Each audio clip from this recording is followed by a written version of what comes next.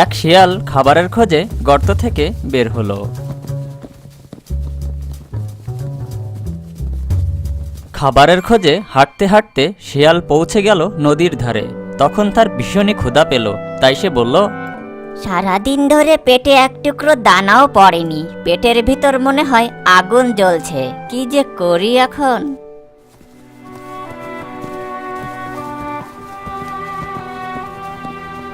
আর একটু এগিয়ে যেতেই সে দেখতে পেল এক কুমির ছানা নদীর পাড়ে ঘোরাঘুরি করছে।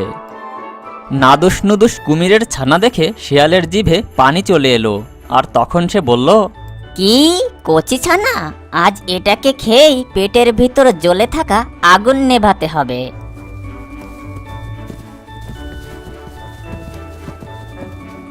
যেই ভাবা সেই কাজ। তখন সে গিয়ে কুমির ছানাকে মেরে খেতে লাগলো।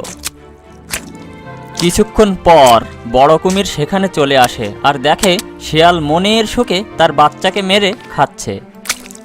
এই অবস্থা দেখে কুমির রেগে গিয়ে শিয়ালের দিকে তেড়ে আসে, আর তা দেখে শিয়াল তখন সেখান থেকে পালানোর জন্য দৌড় লাগালো। তখন কুমির রেগে গিয়ে বলল, বজ্জাত শিয়াল, তোকে আমি এত সহজে ছাড়ছি না। আমি এর উচিত বিচার নিয়েই তবে থামবো।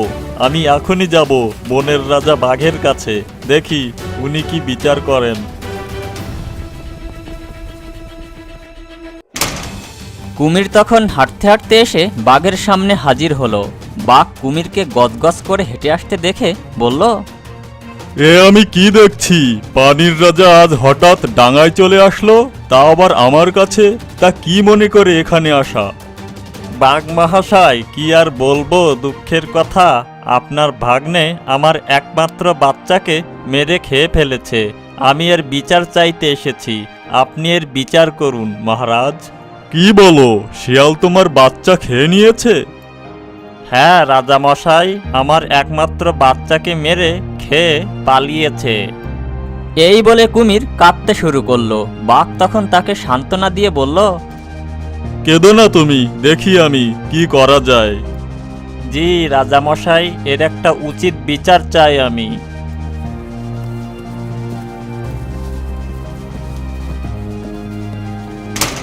আর অন্যদিকে অনেক দিন ধরে শিয়াল বাঘের ওখানেও যায় না।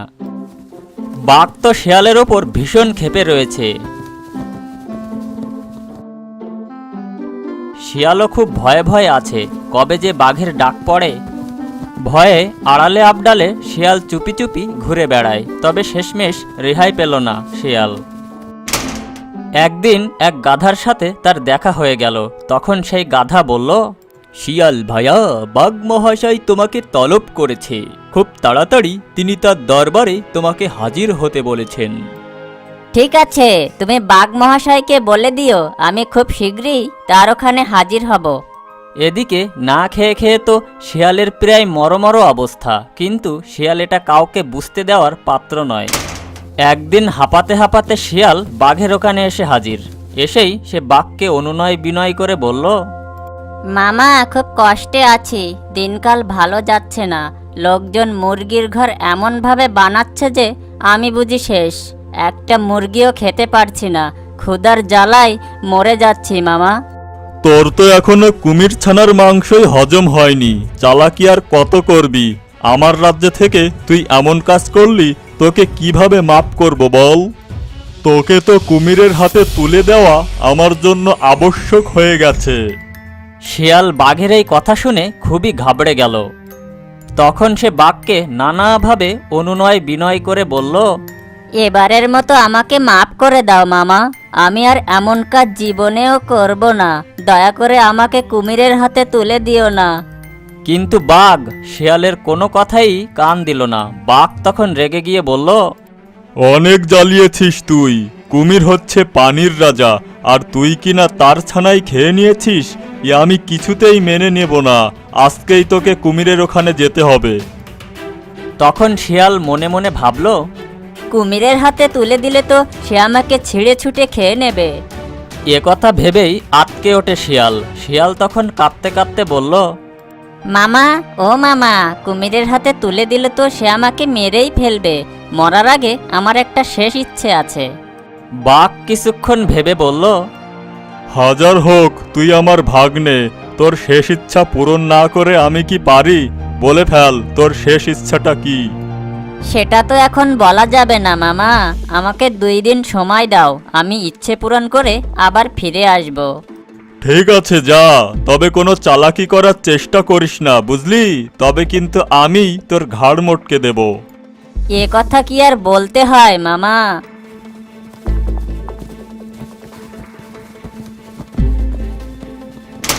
শিয়াল তখন অনেক চিন্তায় পড়ে গেল, কি করে এই বিপদ থেকে রক্ষা পাওয়া যায়। সে ভাবতে লাগলো। হঠাৎ করে তার মাথায় একটা বুদ্ধি এলো। পরদিন শিয়াল গাধার ওখানে গেল, কারণ শিয়াল জানতো গাধাকে দিয়েই কাজটা করানো সম্ভব। গাধার ওখানে গিয়ে শিয়াল বলল, বাঘ মামার বিয়ে, দাওয়াত খেতে অবশ্যই যেও। কি রে শিয়াল ভাইয়া, কার সাথে বাঘ মামার বিয়ে? বিয়ের সময়ই সেটা দেখে নিও, কনের নাম বলতে বাঘ মামার নিষেধ আছে। এটা আবার কেমন কথা? পাত্রীকে তাও জানা যাবে না? বাঘ মামা বিয়ের দিন সবাইকে সারপ্রাইজ দেবে। তাহলে তো খুব ভালোই হবে, আর খুব মজাও হবে। বাঘ মহাশয়ের বিয়ে বলে কথা। শুধু মজা করলেই চলবে, মামার বিয়ের খবরটা সারা বনে ছড়িয়ে দিতে হবে না? সে আর বলতে, আমি এক্ষুনি যাচ্ছি সারা বনে বাঘ মহাশয়ের বিয়ের খবর জানিয়ে দিতে। গাধা তখন সারা বনের সবাইকে বাঘের বিয়ের খবর বলে বেড়াচ্ছে। এই কথা বাঘের কানে যেতেই বাঘ তো রেগে অস্থির। তখন গাধার ডাক পড়ল বাঘের দরবারে। বাঘ তখন রেগে গিয়ে গাধাকে বলল, এই গাধার ঘরের গাধা, তোর এত বড় সাহস, তুই নাকি সবার কাছে আমার বিয়ের খবর দিয়ে বেড়াচ্ছিস? মাফ করবেন মহারাজ, আমার কোনো দোষ নেই। শিয়াল পণ্ডিত আমাকে বলতে বলেছে, তাই আমি সবার কাছে আপনার বিয়ের কথা বলেছি। তখন তো বাঘ রেগে মেগে একেবারে আগুন। শিয়ালের ডাক পড়ল এবার। তখন শিয়াল সেখানে আসতেই বাঘ তার থাবা দিয়ে শিয়ালকে ধরে ফেলল।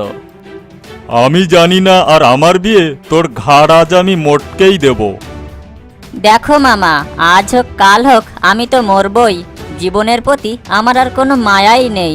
তবে মামা, মরার আগে আমি মামিকে দেখে যেতে চাই।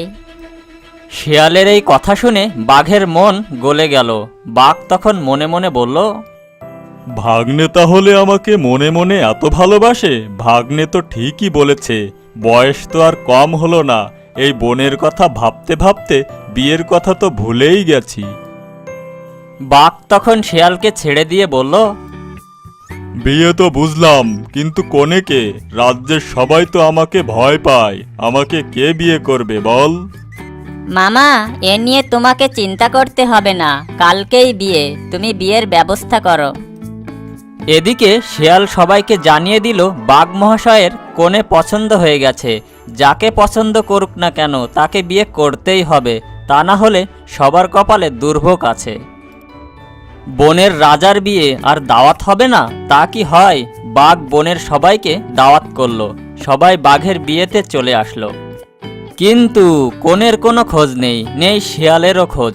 বাঘ তখন পড়ল আরেক বিপাকে। তখন সে মনে মনে বলল, এবারও কি শিয়াল আমাকে ধোকা দিয়েছে? আমার মান ইজ্জত তো সব ধুলায় মিশে যাচ্ছে। বাঘ তখন খুবই চিন্তায় পড়ে গেল। তবে সন্ধ্যার আগেই শিয়ালের দেখা মিলল, তার সাথে একটা হরিণী। তখন শিয়াল বাঘকে আড়ালে ডেকে নিয়ে বলল, মামা, কনের বড়ই অভাব, তারপর আবার কনেকে হতে হবে সুন্দরী। হাজার হলেও আমার মামি হবে। খুব কষ্টে রাজি করিয়ে তারপর নিয়ে আসতে হলো, তাই একটু দেরি হয়ে গেল। বাঘ হরিণকে দেখেই তার জিভে পানি চলে আসে। তখন সে শিয়ালকে বলে, ভাগ্নে, তোর পছন্দের তারিফ করতে হয়। বাঘ করবে হরিণীকে বিয়ে, কেউ বিষয়টাকে মেনে নিতে পারছে না। তবুও সবাই আনন্দ উল্লাস করছে, কারণ পাছে আবার বাঘ যদি ঘাড় মটকে দেয়, এই ভয়ে। পরদিন সকালে শিয়াল সেজেগুজে হাজির বাঘ মামার কাছে, কারণ সেদিন কুমিরের ডেরায় যাওয়ার কথা শিয়ালের। শিয়াল গিয়ে দেখে বাঘ ফুরফুরে মেজাজে আছে। শিয়ালকে দেখে বাঘ হাসতে হাসতে বলল, ভাগ্নে আয়, তোর জন্যই অপেক্ষা করছিলাম। পারলে আমাকে আরেকটা বিয়ে করিয়ে দে না, জানিস তো আগের মতো দৌড়াতে পারি না এখন। ফুরফুরে মেজাজে এসব নানান কথা বলতে বলতে বোকাবাঘটা ভুলেই যায় শিয়ালকে কুমিরের কাছে পাঠানোর কথা। শিয়ালও তখন বুঝল টোপে কাজ হয়েছে, এ যাত্রায় রক্ষা পেল শিয়াল। বাঘের ওখান থেকে যেতে যেতে শিয়াল ভাবল, যাক, এ যাত্রায় বেঁচে গেলাম, এবার কিছুদিন শান্তিতে থাকা যাবে।